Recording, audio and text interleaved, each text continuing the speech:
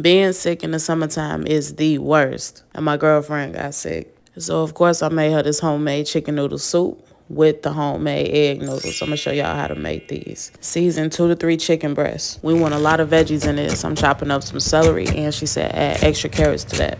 Also, I'm dicing 1 yellow onion. And last but not least, we're going to add about 5 garlic cloves to this. Today, I'm going to be using my Caraway Home Dutch oven to prepare this meal. Thank y'all so much for sending this to me, and it was a joy using it. I seared my chicken breast for about 2 to 3 minutes each side. I love how it has a nice even layer of crust, and it was super juicy.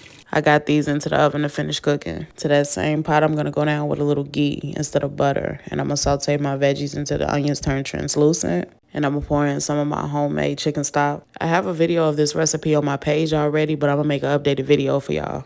How to make homemade chicken stock. I forgot to saute the garlic, so I just dumped it right in with a bunch of seasonings. I brought it to a boil, reduced it to a simmer, and let it simmer for about an hour. Now these egg noodles were super easy to make. All I had to do was mix together some flour and some salt. I made an opening for my liquids. I'm going to add in 2 eggs, and I'm also going to add in a little bit of milk, and I'm going to whisk those together little by little with my fork until a shaggy dough starts to form.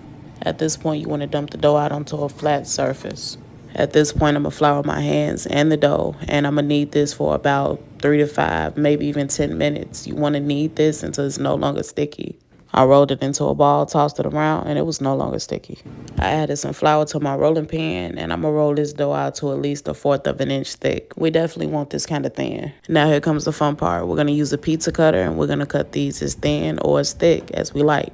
This is the desired thickness that I wanted for mine, so I kept it like this. You want to make sure you have a bench scraper so it can get up all that gunk with no scratch and no mess. I pulled my chicken breast out the oven, and it was time to shred. I found it rather easy, but time-consuming to use 2 forks for this. You can use whatever you like to shred it, though. So it's been about an hour. Now it's time for me to add my shredded chicken to the pot, and after that, I'm going to season to taste and make sure that I taste it. I'm going to go ahead and add in my noodles that I made. I formed them into all different type of shapes and just played around with them for a little bit.